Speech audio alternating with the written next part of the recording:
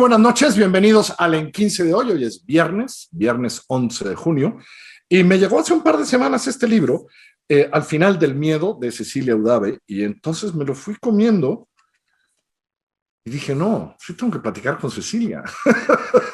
O sea, más allá de que lo disfruté, sí tengo muchas preguntas. Cecilia, ¿cómo estás? Aquí está el libro, por cierto, ya lo estaremos enseñando a lo largo de la conversación, Páginas de espuma. ¿Cómo estás, Cecilia? Muy bien, muy contenta de estar aquí, Carlos, platicando contigo de este libro que me imagino que te ha de haber despertado muchas dudas, que te ha de ver, que es un desafío de alguna manera para algunos lectores, que parece un poco inclasificable, que es laberíntico, pero bueno, vamos a las preguntas.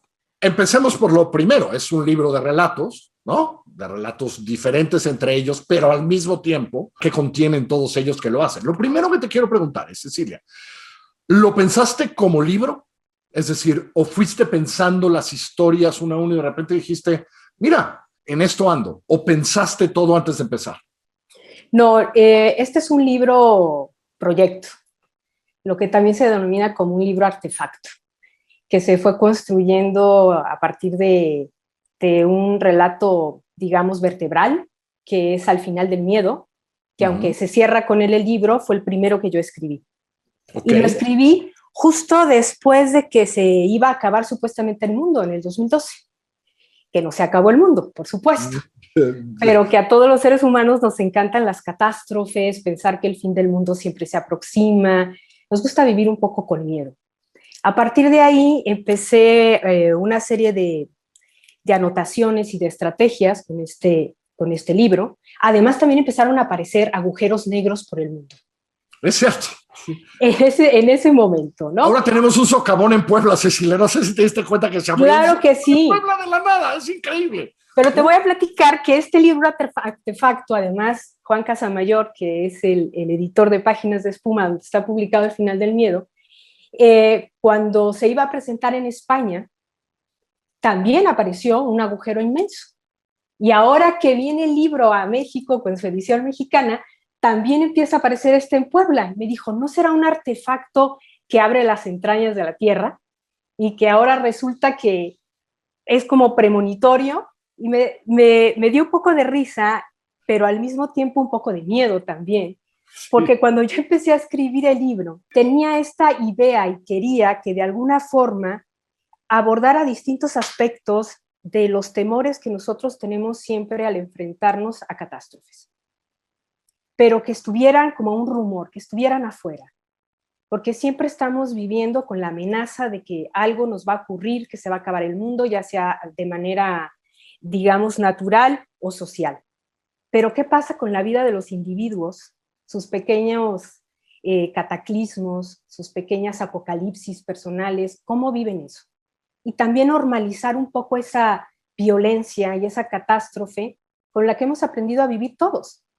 Yo no escribí este libro en la pandemia, que quede claro que no tiene nada que ver con la pandemia, ni lo escribí en ese momento. No, además, la verdad, se ve que no lo escribiste en la pandemia, pues además sabemos que ya estaba antes. Y en cada uno de estos relatos hay como un socavón, ¿no? Es decir, el socavón puede ser, en fin, puede ser la mujer que sale de una computadora o el personaje que sale de una computadora, o puede ser lo que pasa en el mejor antro del mundo, que no es el mejor antro del mundo, pues, ¿no? Ahí donde el taxista, me encantó, hay una parte porque van a un antro y el taxista dice, ok, ¿y aquí qué? No, pues no pueden pasar todo, bueno, y cuando lo recoge después en la noche, ¿cómo sale? Dice, no, yo nunca he recogido a nadie aquí, no sé ni cómo se van. Es también una especie de socavón, ¿no? Es decir, aparecen estos momentos, ¿no? Estos momentos, pues sí, de socavón, ¿no?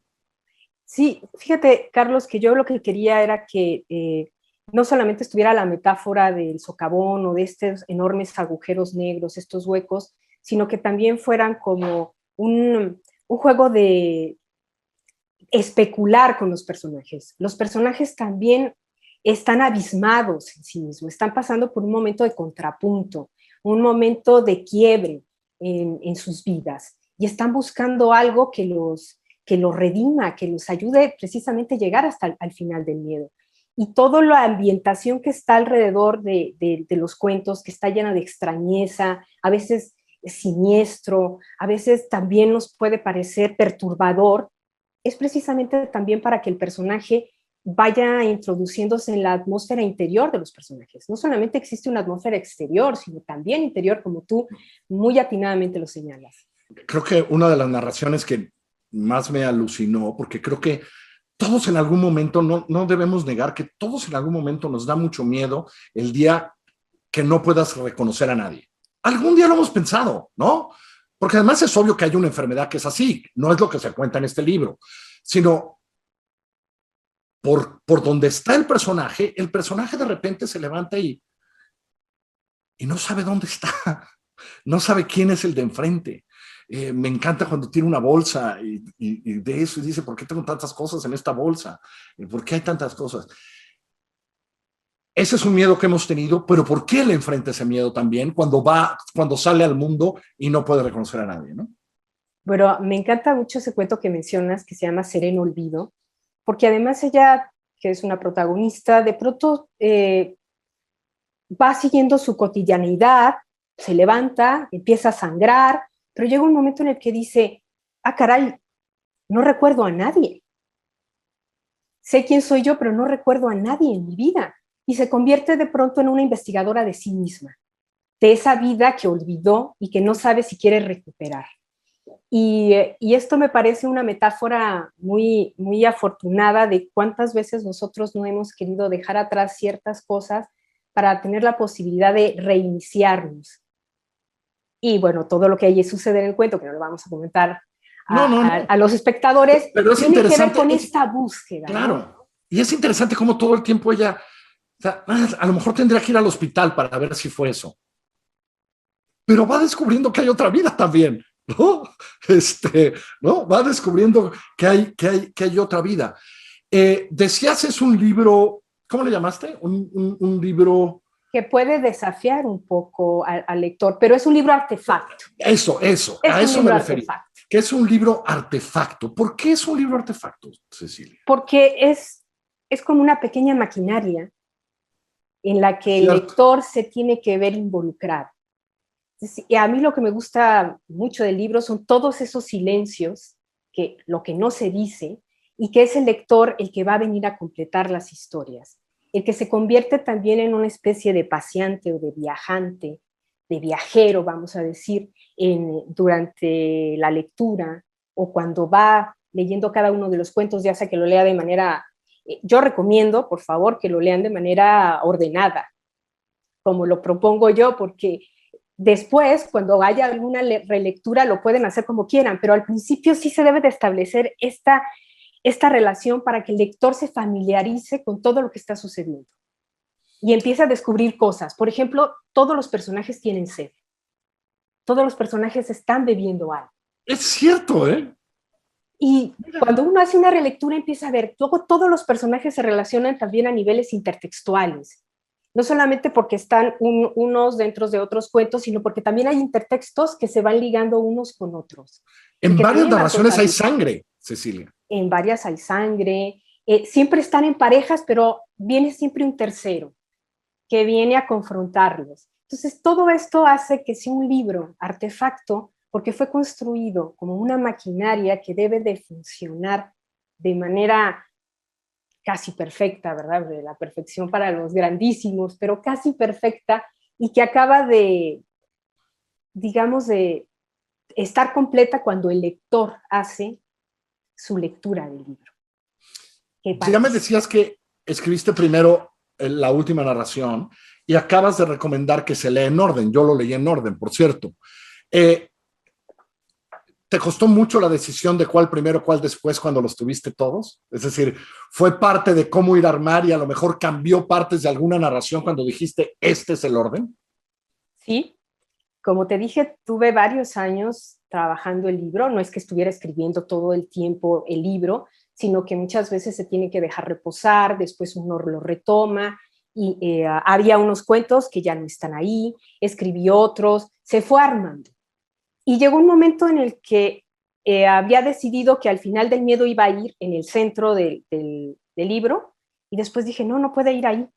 Y otra vez empecé a armarlo.